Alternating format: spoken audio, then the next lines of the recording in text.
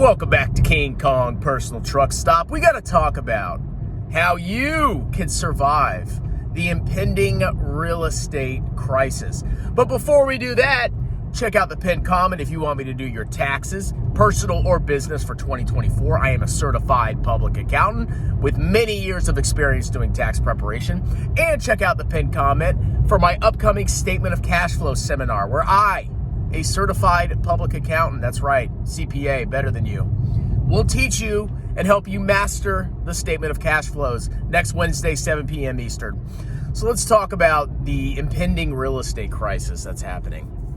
So around the globe, real estate values just go up and up and up and up and up. They're unsustainable, bro.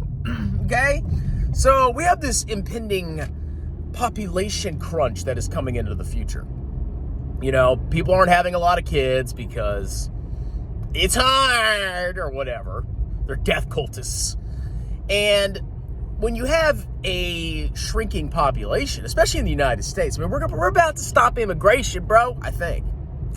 But when you have a shrinking population, what do you think the long-term effects are for freaking real estate values, okay?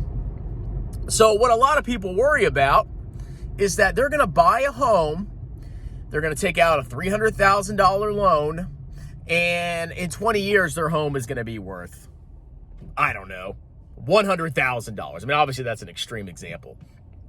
But in a real estate correction, real estate crisis, real estate values go down, and you could potentially be underwater with your loan. How do you survive? Well, first of all, you need to approach this from an entirely different mentality. You need to purge from your mindset that real estate is an investment. Real estate is not an investment unless you are buying rental properties.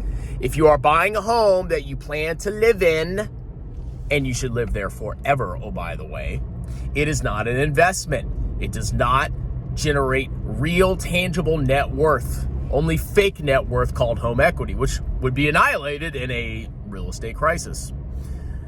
A home you buy and live in is an ongoing money sink and expense. But here's the crazy thing about buying a home and staying in it.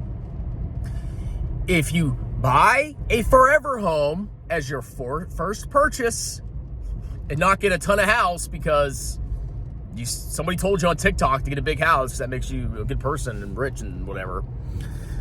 If you buy one house and stay in it forever, the value of that home is 100% irrelevant. So right now, my home is worth, on the market, $330,000. And I know that's the case because my neighbor right next door in the exact same freaking house bought it for $330,000. My home, when you use fair market value, or the comparison method, whatever the freaking method is called, is worth $330,000. And on top of that, I have a $230,000 mortgage balance. So my home, theoretically, has $100,000 of equity. Now, that's all fine and dandy. I've already talked about how you can't access equity unless you do some stupid things. But let's say next year, the real estate market in my community absolutely collapses and the value of my home drops from $330,000 to, I don't know, let's call it $200,000. That'd be a pretty drastic decline. How does that affect my life at all? Sure, I'm underwater in my mortgage. I'm underwater when you compare my mortgage to the fair market value of my home. But how does this affect my life? Does my mortgage payment go up? No. My mortgage payment stays the same. Now, I'm not sure my interest and taxes would go down because I guess that's not how it really works. But my payment would stay exactly the same. So tell me why you should worry about the value of your home if your payment stays exactly the same. It's useless. It's a notional value that you can't access. Once you find a good opportunity for a home that meets your needs and is within your budget, and you purchase that home and you stay in it forever, you're set. Do you know what screws people during real estate bubbles? It's when they buy a home with the intention of selling it and moving somewhere else, which is the dumbest freaking thing you can do, okay? Then your home value would matter. But if you buy a forever home and you stay in it, it literally is irrelevant what the value of your home is. One day, I will pay off my mortgage. I don't care if my house is worth a freaking dollar.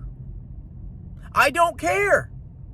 I have a paid off home and I'm just paying insurance and property taxes on it. So why does it freaking matter?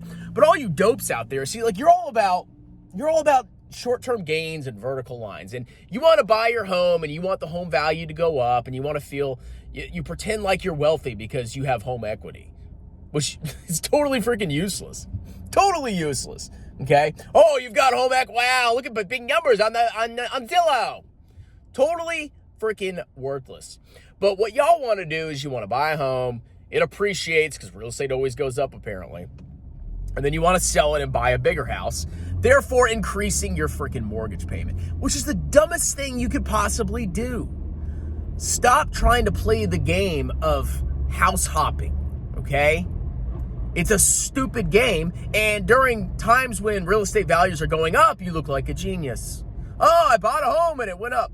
My neighbors, so I've had 3 neighbors that have lived next to me, and I've only been in my home for like 4 years and 4.5 years roughly. I've had 3 different people, 3 different families live next door. The first family bought it for $254K. Then they sold it for $303,000. Then that next family sold it within a year for $330,000 to the chick that's now living there now. Okay? And they all made money, right?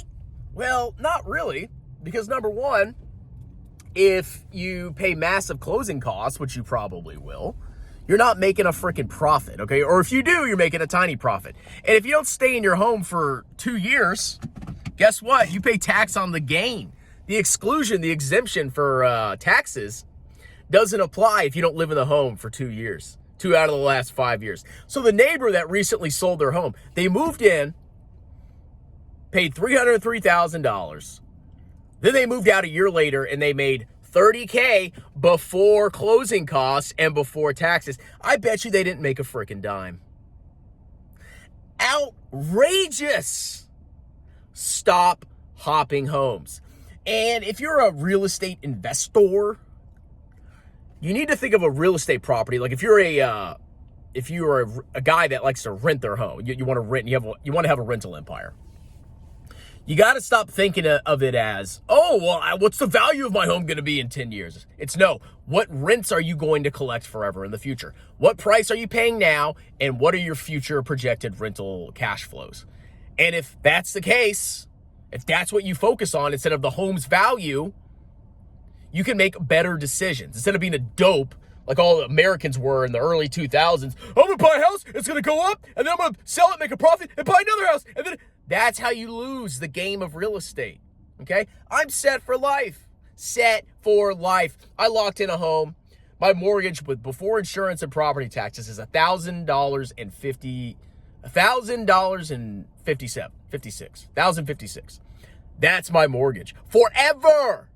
In 2050, when I finally make my last payment, that mortgage payment is going to be $1,056. In 26 years. Okay, I'm sure property taxes and insurance will go up. But the home's value is irrelevant because I'm not trying to sell the house. That's how you survive. That's how you build wealth, okay? So stop speculating in real estate. Stop being a freaking clown. Be smart with your money. Acquire a property that you want to live in forever. Don't try to flip one and make more money like a dope. If you're going to be a landlord, think about the cash flows and the rents instead of the home value, because home values don't always go up. In some communities, they go down. Okay? So let me know what you think in the comments. Are you guys all worried about any kind of real estate crisis? I would give 2 rips if my home value went down.